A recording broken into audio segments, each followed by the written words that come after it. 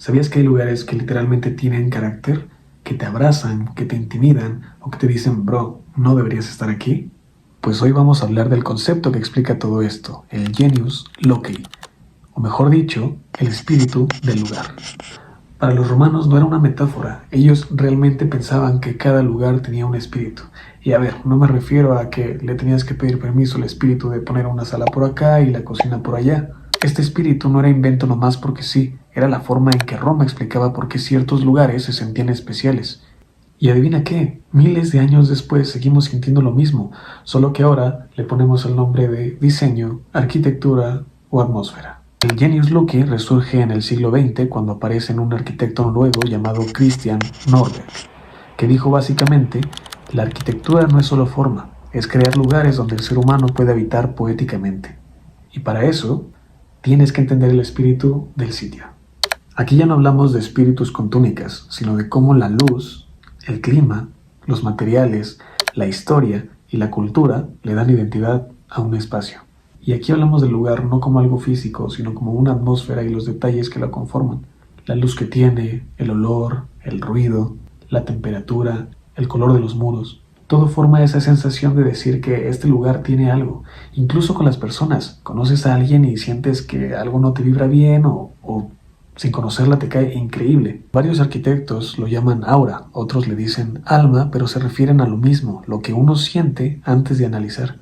Y muchas culturas hasta la fecha tienen muy arraigada esa idea de que el espíritu cuida el lugar. Por ejemplo, en México se cree que los cerros tienen guardianes, los ríos castigan a quienes los irrespetan y algunas casas antiguas, bueno, algunas tienen otro tipo de espíritus, pero ese no es el tema de hoy. Y aunque suene sobrenatural, hay algo real en eso. Los lugares conservan memoria y eso hace la diferencia de cómo los habitamos. Ok, ya hablamos del genius loci y sus guardianes y todo eso, pero ahora viene lo bueno. ¿Cómo rayos ocupo esto en la arquitectura? Porque sí, ver el terreno es fácil, pero escucharlo es otra cosa. Primer punto, la luz. Para esto toma en cuenta cómo entra la luz por la mañana, por la tarde, por la noche, sombras naturales del terreno, zonas donde la luz cae suave, otras donde el calor es intenso. ¿Y por qué esto importa? Porque la luz puede hacer que un espacio se sienta cálido o un horno completamente. Segundo punto, el clima. ¿Y qué tienes que ver en este segundo punto? ¿De dónde viene el viento? ¿Cómo se mueve el aire entre árboles, cerros, calles? La humedad, temperaturas, microclimas. ¿Y cómo puedes compensar esta parte en la orientación del edificio, el tamaño y posición de las ventanas, materiales que respiran y usa la ventilación natural a tu favor?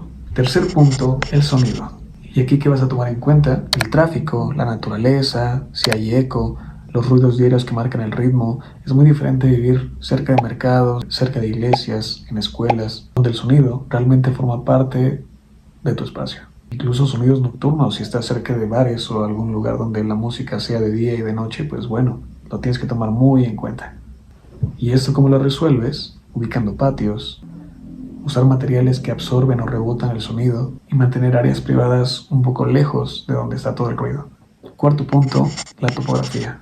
¿Y qué tienes que observar aquí? Pendientes, dónde fluye el agua, si hay rocas importantes. Y sí, para esto sí necesitamos estudios topográficos y demás, pero por el momento vamos a poner que la primera visita al sitio es algo que más o menos te vas dando cuenta. Quinto punto, la historia. Aquí tienes que investigar qué había ahí antes. Casas, ruinas, sembradíos, fábricas, iglesias. Incluso acércate a los vecinos que te cuenten cómo perciben el lugar, qué había ahí antes, qué historias saben. Leyendas, supersticiones, cultura.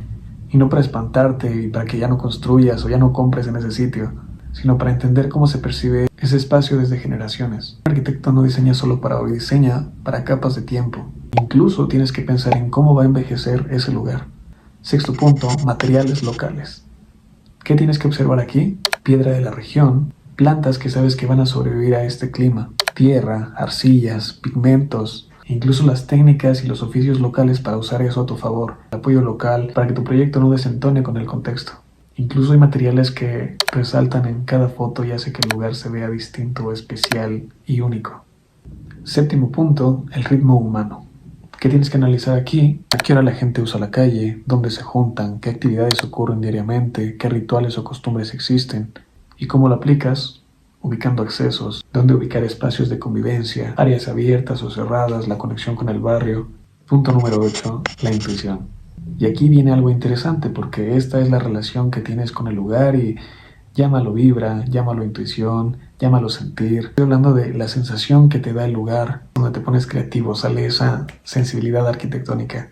Esto va por aquí, esto siento que se vería mejor por allá, esto combina con esto y esto resalta con esto.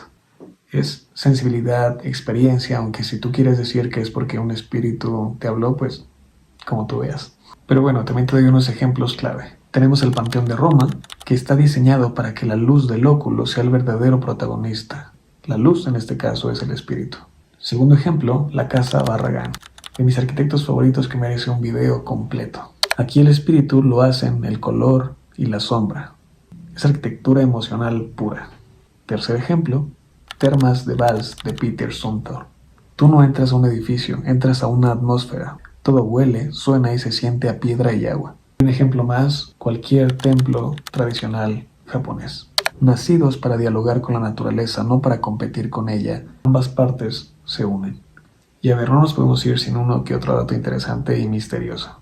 Primero, los romanos tenían altares para el genio de su casa, o sea, el primer protector del hogar real o físico. Y segundo punto, Norberg decía que un espacio sin atmósfera era literalmente inhabitable. Y aquí es un poquito lo que hablábamos hace rato. Depende de cómo diseñes, el contexto, el aura, como quieras llamarlo, te va a favorecer o te va a poner el pie.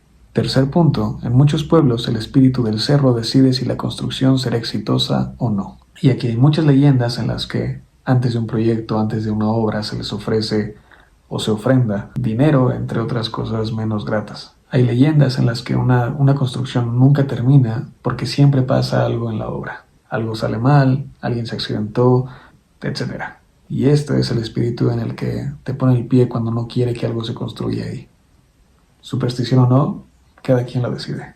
Genius Loci no es solo mitología ni teoría aburrida, es una herramienta para crear arquitectura con sentido, para viajar entendiendo lugares y para conectar con el mundo de forma más profunda. Así que la próxima vez que llegues a un sitio, pregúntate, ¿qué espíritu tiene este lugar?